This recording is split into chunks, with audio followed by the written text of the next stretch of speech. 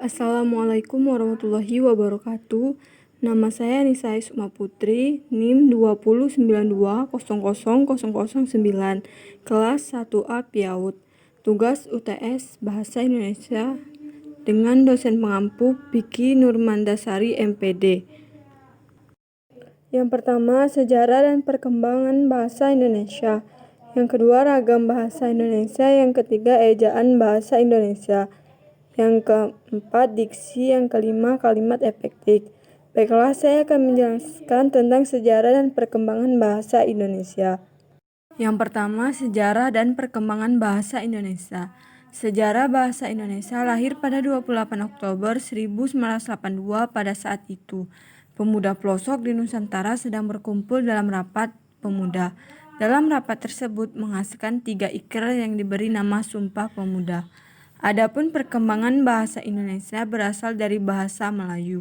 Bahasa ini tumbuh dan berkembang dari bahasa perhubungan dan perdagangan. Yang kedua, fungsi dan kedudukan bahasa Indonesia. Fungsi bahasa Indonesia ialah sebagai lambang kebanggaan kebangsaan, identitas nasional, alat perhubungan antar warga, antar daerah, dan antar budaya, serta alat pemersatu suku dan bahasa di Nusantara. Adapun kedudukan bahasa Indonesia ialah sebagai bahasa nasional. Ragam bahasa dibagi menjadi 5. Yang pertama, ragam bahasa Indonesia. Ragam bahasa Indonesia adalah variasi bahasa menurut pemakaian yang berbeda dan menurut topik yang dibicarakan, menurut hubungan pembicaraan, bacaan bicara, orang yang dibicarakan. Bagian ragam bahasa. Ragam bahasa lisan adalah ragam bahasa yang dilingkupkan melalui media lisan terkait oceh ruang dan waktu sehingga situasi pengungkapan dapat membantu pemahaman lebih bebas. Yang kedua, ragam bahasa tulisan adalah ragam bahasa yang digunakan melalui media tulis tidak terkait ruang dan waktu. Fungsi ragam bahasa yaitu sebagai simbol kebanggaan nasional, simbol identitas bangsa, dan pemersatu antar kelompok atau etnis. Yang ketiga, ejaan. Ejaan adalah penggambaran bunyi bahasa dengan kaidah atau huruf yang distandarisasikan dan mempunyai makna.